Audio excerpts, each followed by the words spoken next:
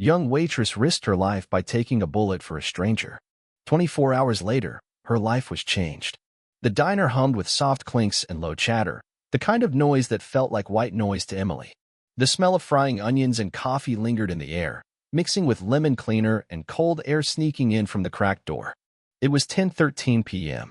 Emily glanced at the clock as she refilled the coffee pot, her feet aching but her eyes sharp. Table 4 had asked for ketchup twice.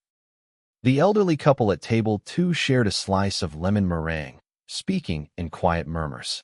The trucker at the counter tapped his cup, and Emily smiled, topping it off without being asked. Then the door opened with a hiss of wind. Before we go further, please ensure to like, share, and subscribe for more interesting stories like this one. The man who stepped in didn't belong. Black coat, gray suit, expensive watch peeking from his sleeve. His jaw was tight, eyes scanning.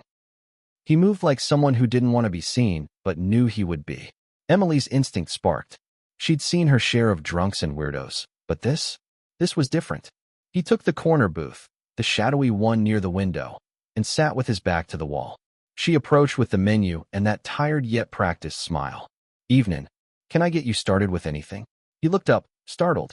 Just coffee. Black." Emily nodded, noting the tremor in his hand as he passed the menu back. When she returned with the cup, he hadn't touched the sugar or cream, just stared at the front door. Outside, the street was quiet except for headlights flashing past. But one car didn't move. A sleek black SUV sat parked across the street, engine running, tinted windows. A man stood near the passenger door, pacing, phone pressed hard to his ear. Emily's brow furrowed. Back inside, the suited man finally sipped his coffee. His gaze hadn't left the glass. Emily headed to the back to grab more napkins. As she passed the window, the pacing man tossed his phone into his coat pocket and moved fast, straight for the diner. The bell above the door jingled, louder this time. Everyone turned. The man in the hoodie stepped inside, face shadowed. He scanned the room like a hawk, and when his eyes landed on the suited man in the corner, his body stilled. Emily felt the shift in air before she understood why. The trucker lowered his coffee. The old man stopped chewing. Hoodie guy's hand slipped into his jacket. Emily's heart kicked up. She didn't know why, didn't know what was happening, but her instincts screamed. She moved toward the counter, trying to act normal. Her hand brushed the edge of the phone by the register. She looked at the suited man again. He was frozen, not shocked, resigned. Something about that look. Emily turned toward the kitchen. She needed to get her manager, call someone. But before she could step away, she heard it, the soft metallic click of a safety being released. She turned her head. The man in the hoodie had stepped forward. The suited man hadn't moved. And then the man's hand came out of his coat. A flash of metal. A gun. Emily's breath caught. She didn't move. Not yet. Not until the next heartbeat. The one right before everything exploded. A shout ripped through the diner. The man in the hoodie had drawn a pistol, waving it wildly as his voice cracked into nonsense. Every head turned. Screams followed, sharp, panicked. Chairs scraped. Dishes shattered. A child cried out. The suited man stood, rigid. He didn't run. He didn't duck. He just stared at the gun like it was a ghost from his past. Eyes wide, lips parted, paralyzed. Emily had just stepped out of the kitchen, holding a small tray with the check and a refill.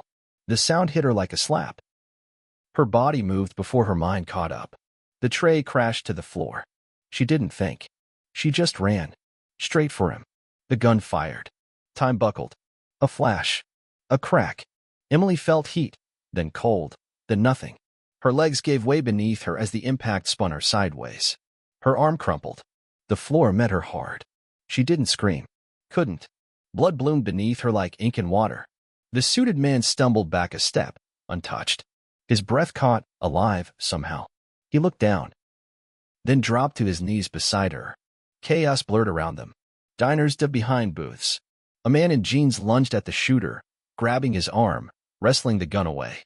The weapon clattered across the linoleum. Another scream. A phone hit the floor. Someone shouted for help. Emily stared at the ceiling lights, already dimming. Her ears rang.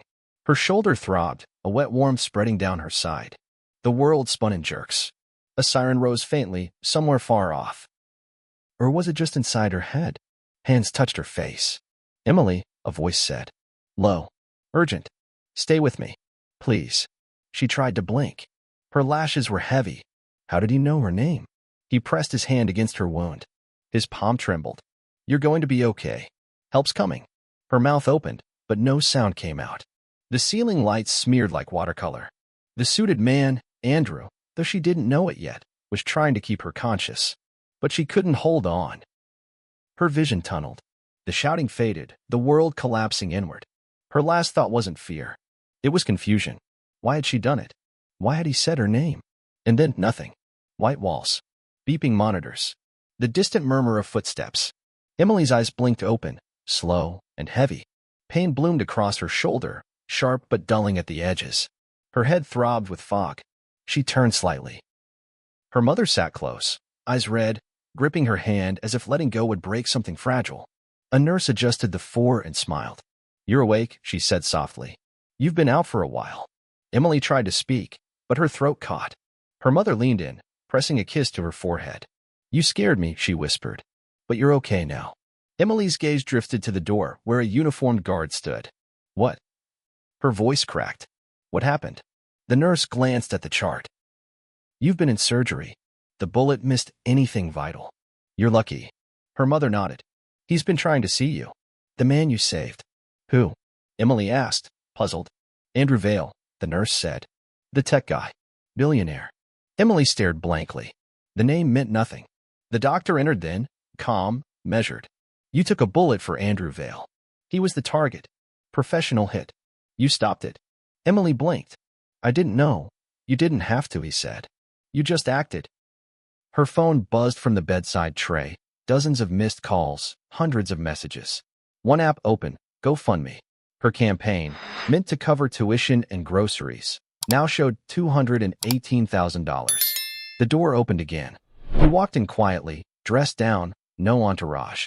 Just a bandage on his wrist and a look in his eyes that didn't match the stories. Andrew Vale. You're awake, he said gently. Thank God. Emily studied him. He looked calm, too calm. His gratitude seemed real, but something flickered beneath it. You know my name, she said. He smiled. I've watched the diner's cameras. Heard people shout it. I needed to know who you were. You've been trying to see me? He nodded. I needed to thank you. You didn't have to step in, but you did. You saved my life. He took a seat beside her, pulled out a folded piece of paper. I wanted you to have this. He handed it to her, a handwritten letter, and behind it, a check. She didn't look at the amount. I also made some calls. The hospital's covered. And school. And anything else you need. Emily's heart raced, but something didn't sit right. Why were you at the diner? She asked. Andrew hesitated. Just passing through. Needed coffee. She didn't believe him. He smiled again, but his eyes shifted. You're my guardian angel, Emily. You saved me. Her shoulder ached, her body heavy, but her instincts weren't numb. She watched him closely, quietly filing the cracks in his story. Outside the room, cameras flashed through the frosted glass. Somewhere, the world had changed. But inside, the real mystery had just begun. Morning light filtered through the hospital blinds. Emily sat propped up, hair tied back. Bruised but awake, aware. Her shoulder throbbed under the bandages, but she no longer felt like a ghost drifting between beeps and whispers. 24 hours ago, she was a waitress with overdue bills. Now, reporters wanted interviews. Strangers called her a hero. The world outside her door had changed. Then he returned. Andrew Vale stepped in, quiet and composed. He wore no suit today, just a soft blue sweater and dark jeans. No cameras, no entourage. Just him, holding a folder and something unreadable in his eyes. I know it's a lot, he began, sitting beside her, but I didn't want to wait. Emily met his gaze. You already thanked me. I'm not done. He opened the folder. Inside. Documents, brochures, a typed letter on crisp paper. Full scholarship. Any school you choose. No restrictions. She blinked. He kept going. There's also a role at my foundation, if you want it. We help displaced families, train young people, give them opportunities. It's real work. You'd be amazing at it. She stared, stunned. And one more thing, he added. A lease. Safer neighborhood, close to the office. No catch. Her hands trembled. Why? Andrew hesitated, then leaned forward. Years ago, my sister, Lena, died in a shooting. Wrong place, wrong time. I didn't get there fast enough. I started the foundation because of her. And when I saw what you didn't hesitate. Just like she would have. Emily looked down. I'm not special. You are to me.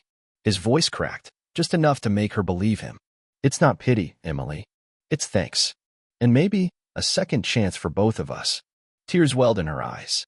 Not from pain, but from the weight of everything. His offer, her survival, the fact that none of this had been planned. She covered her face, shoulders shaking. Andrew stood, gave her space. Outside, the city buzzed. Horns, life, motion.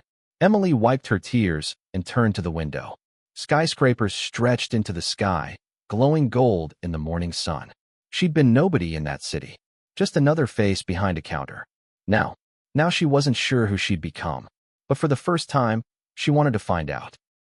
The glass tower loomed ahead, sleek against the morning sky. Emily stood at its base, adjusting the sleeve over her healing shoulder. Her reflection stared back. Neater hair, new clothes, nerves tucked just beneath the surface. Inside, the lobby buzzed with quiet efficiency. A woman greeted her with a bright smile. You must be Emily. Everyone's been waiting. The elevator ride felt unreal. By the time the doors opened, applause broke out. Staff lined the hallway. Someone clapped her on the back. You're the reason this place still stands, a man said, grinning. Orientation began immediately, not as an assistant, not as a charity case. Program coordinator. Real title, real responsibility. A binder full of schedules and goals. Training sessions. Outreach strategies.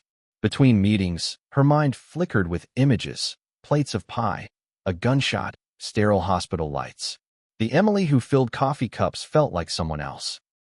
But those moments, stitched with courage and pain, had brought her here. She sat at a conference table, leading a discussion on youth mentorship programs.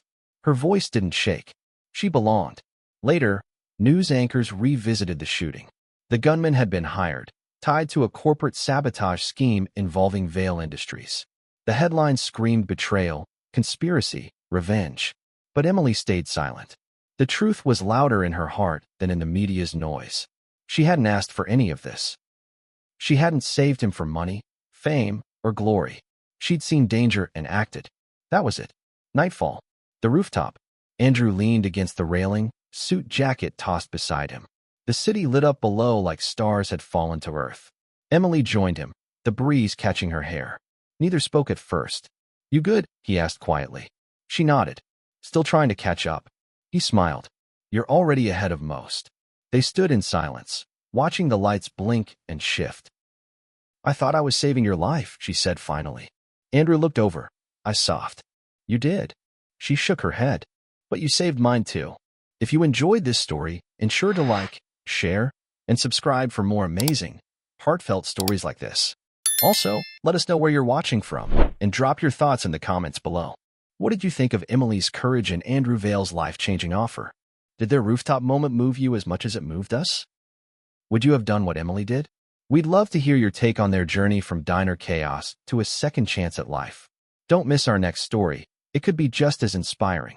Your support means everything.